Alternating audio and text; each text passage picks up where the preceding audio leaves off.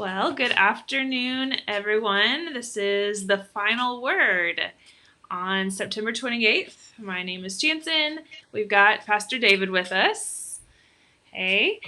We're going to give our church and community and whoever joins us a chance to log in and say hello, because today we were going to talk about yesterday's message. The scripture was about Moses and the Israelites crossing the Red Sea and the Egyptian army pursuing them and ultimately being defeated. And Pastor David gave a really great message. I'm going to bring up a few points and we can talk about it more. How are you doing this morning, David?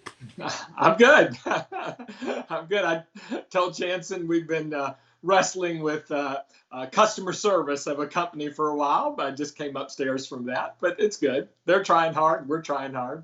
Hopefully our conversation will be more enjoyable than that conversation. That's right. That's right. Easier to connect and understand, I hope. Let's see.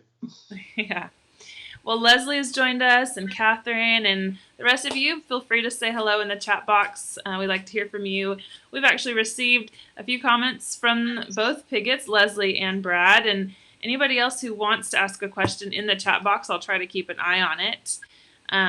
Otherwise, we can just talk about some of the points that I bring up. But first, I want to bring up something that Leslie emailed with a question. And it's actually a question that I asked you, David, in our scripture study meeting from a couple weeks ago. And it was thinking about how the Egyptian army was destroyed. And I think I asked you specifically, did Pharaoh die with the army? Do we know this? And you gave a response to that, as well as Leslie's wondering, how did their civilization recover? Who became their leader? How could the Egyptians move on from such a devastating loss? Right, those great questions. The first answer is I don't think it's completely clear that Pharaoh went down with his soldiers, but that certainly seems to be the way it's written. And so I don't know if it's Cecil B. DeMille's movie, The Ten Commandments, that's got me thinking Pharaoh's still okay on this thing. I mean, he's dry and everybody else is wet. But if you read it closely, it looks like to me that Pharaoh goes headlong first with all the chariots. So I'm going to lean toward that Pharaoh went down with his soldiers. As to the effect that it had on Egypt, there are a couple variables. There is who is the Pharaoh while the crossing of the Red Sea? So and there are people that have 2 or 3 favorite candidates, and there can be as much as 300 years between the pharaohs who are likely candidates. But I have a friend of mine that I need to tell you this about him. He's a bit of a conspiracy theorist, but one of his conspiracy theories he pours his life into is Exodus. So he will tell you exactly who the Pharaoh is in his opinion, and that Pharaoh, the first one, when Moses was a baby, history will show that had a son who did not have a son. The son died, which would lead to the death of the firstborn in the plagues in the Passover. So he would argue a particular Pharaoh from that. But at any rate, what's clear is whatever date you pick, Egypt is on the downside and on the decline. The next time we meet them in the Bible, they're led by a guy named Neco, N-E-C-O. And by that time, they've lost a great deal of their power. So if we put 2 and 2 together, maybe we've got 4, maybe we got 5. But it looks to me like Egypt's power takes a real hit sometime in the few hundred years before King David and Solomon. And it's because they're so low that Israel can rise so high. So a long way of saying that it does appear that Egyptian civilization and strength and might, whenever the Exodus took place, seemed to go downhill after the Exodus. Mm-hmm. So they never recovered to their same height. It doesn't appear so, and whether Moses is the only reason or there's a whole bunch of reasons, for whatever reason, they don't hit those heights again. And that's why Cleopatra, even near Jesus' day, is always trying to seduce someone because they have no power, and she's trying to get power, and wealth to keep Egypt afloat by marrying into it, basically. Yeah, very interesting. Thank you for your historical insight. Next, I want to talk about your one of your big themes for the message was, what is your chariot? And that was kind of what you asked to us. And Brad was writing. He said, I think you could use the words addiction or sin or idolatry in place of chariot. That's what you were getting at, Pastor David. And I wrote down a few comments you made. You said, have you ever trusted in something that didn't have the power to deliver? Right. What have you trusted in the pandemic? And you mentioned your chariot has been education at times. You rely in your education. And I could think of something that in the past, now not lately, but in the past, one of my chariots has been healthy living and healthy choices. And I can tell I'm not the only one who relies on that, because like there's a book called How Not to Die. And I haven't actually read it, but it's like about being a vegan. And like these health podcasters that are like talking about all these decisions you can make. And they're good decisions, but they don't make you invincible in the end. It's gonna let you down. I mean, you can't not die. Then there's financial security, and one of my big ones is planning. And so I think like I'm going to put all these things in order. I'm going to plan. I'm going to be prepared, and that's what's going to see me through. And I trust in those things often because they have served me well. But I'm reminded of Proverbs 19:21, which says, "Many are the plans of a person's heart, but it's the Lord's purpose that prevails." So in the end, I can't control everything. Right. But I wanted to say, or wanted to ask, after mentioning Brad had said a common one that he notices are, other than work, are smartphones, living through your kids, consumerism, sports and politics, and staying busy. All of those he sees as chariots amongst us. So I was going to ask you, Pastor, which chariots do you find to be one of the most common ones? I think among people in the helping professions, especially like me and you, but I'm not saying this is yours, but we often are so interested in helping people that we end up, I think, pleasing people. And so popularity or being deemed successful by others becomes something that we look to too much. I was sharing with someone the other day that the poet David White talks about our education is interesting, our system, because by the time we get to college, we get so narrowed in a course and we go in a room for 2.5 hours by ourselves, try to guess what the professor wants and give it back to her or him and call that an education. And he says that we've been doing it since we were younger. And he says, what starts as a strategy ends up as an identity. And I thought, holy smoke, that's me. You know, I love being a student, so I figured out what the teacher wants, and I can give it back to him or to her. So when I graduated school and I couldn't get any more degrees, suddenly the classroom became the church, and so I started figuring out what is it they need, what is it they want, what will make them happy with me, and that's okay as a strategy to a point, but it became my identity. So that's one I've fallen for, and I think I look around and over worrying about other people's opinions. First of all, they don't know you on the inside. Like they don't know everything you and I deal with as human beings, and we don't know everything they deal with. So they're making an inaccurate judgment to begin with. And secondly, the truth is, not only are they typically uninformed, they probably don't even think about it that much anyway. They may make a judgment and then go on with their life, but I'm still sitting there holding it like, you don't like me.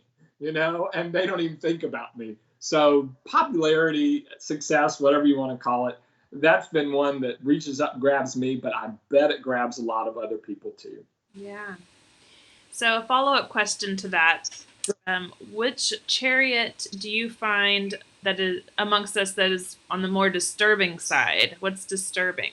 Yeah, I'm disturbed in the elections that we claim too much for our candidates, both for and against them.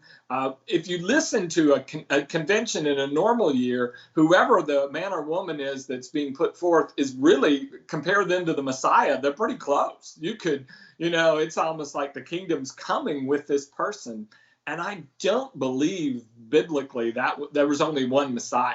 I mean, and it was Jesus. And sometimes I think we put the hopes and dreams into somebody. How often have we heard it said this is the most important election in our country's history? And I'm like, really? We've been around 200 years. We've had some great leaders, some not great leaders. We've had revolutions. We've had civil war. We've had depression. So I think we put too much on the moment, and as a result, I think it actually takes us away from our faith because we end up shifting some of our faith to somebody else. And the other thing is we just lose a lot of needless hours of sleep. I'm not saying that voting is not important and the issues facing us are not important. They are, and I believe in them strongly, and people should vote. I think it's not their Christian duty, it's just their duty as a citizen to do that. But I think we expect too much of other people. And the way I said it a few years ago and got some pushback at my last church was people have made politics their new religion. And I think that's a little dangerous. So that's one of the chariots that I worry about. And frankly, Brad, in his questions, kind of alluded to that, and that was helpful to spur my thinking on it. Yeah, share more. You said you had some more to share kind of in the politic realm, and I said, let's talk about it all in this moment. Yeah, I think one of the interesting things is Brad said I think we demonize. We not only I think expect too much for our leaders, we're probably too quick to demonize folks. And I look at that as sort of what we might call binary thinking, that things are either good or bad, right or wrong. There's no nuance in between. So, and I see it even in churches. So your church is gathering, bad, wrong, terrible person. Your church is not gathering, oh, faithless person, giving into fear. There's no nuance in between about trying to read things. And so we get things like judging people and shaming them for going on vacation or eating in a restaurant, even if it's outside or whatever. And I do it, I look with horror at anybody that eats inside a restaurant, but I'm willing to go outside. So I think binary thinking is part of it. I think another failure is sometimes when we get a new revelation, whether it's theologically, biblically, politically, that helps us switch our views a little bit, we become a lot like ex-smokers. And if you've ever met an ex-smoker, I have some in my extended family, they're the hardest people of all on those who smoke. It's like, I saw the light, what's the matter with you? And Richard Rohr is very helpful. He has a phrase called transcend and include. So even if you think you're more enlightened about masks or about a political thing or about the correct reading of Genesis 18 or whatever it would be, I think you have to maintain a sense of grace for your former positions and people who still are in those, who think in that way. Not that it's right or wrong, it's just different. So that's why even if you move past, you don't leave other people behind, including people who used to be with you and now are on the other side. Judaism has a great teaching, I believe, that said if anybody ever did anything for you, thank God for them, even if they are now actively opposing you. So I see the binary good and bad thinking. I see like excluding people rather than trying to include. And finally, I just see among our leaders a tendency not to appear vulnerable. And that I think that's a shame. I think that's a shame. I think what we need are not leaders that say, I know everything, but leaders that say, this is a troubling time, or this is a troubling biblical passage, or whatever it is, and let's talk about it. It doesn't mean you don't have an opinion, but you're willing, I think, to admit the possibility that you might not have all the answers. Imagine if, as parents, we maintain confidence with our kids, but strategically let them know when we make a mistake. I think it has to be strategic so they don't lose complete faith in you. Imagine what that would look may look like, as opposed to like growing up thinking your parents were never wrong about anything, and you're completely shocked the day and feel misled the day you find out they're human beings. Mm-hmm.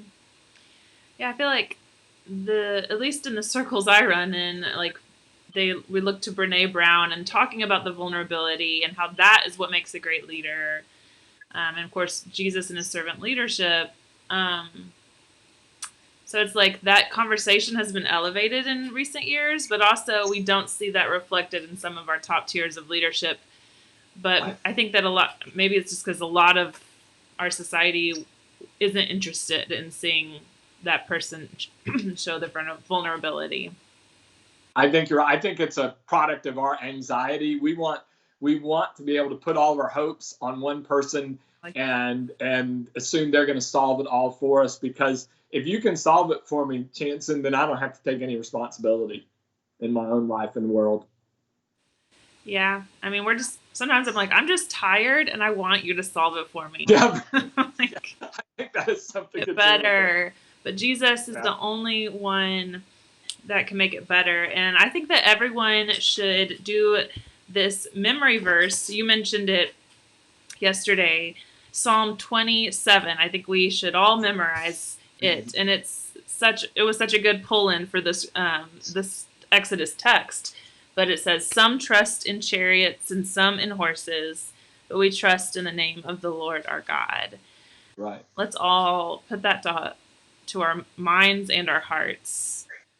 And Agreed.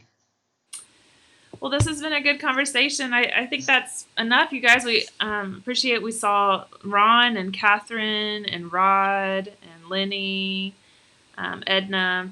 Thank y'all for joining us live, and thank you to everyone else who is tuning in later. We love you, and keep trusting in our Lord. Right. Yeah. Thanks, Thank David. you. Thank you. Bye.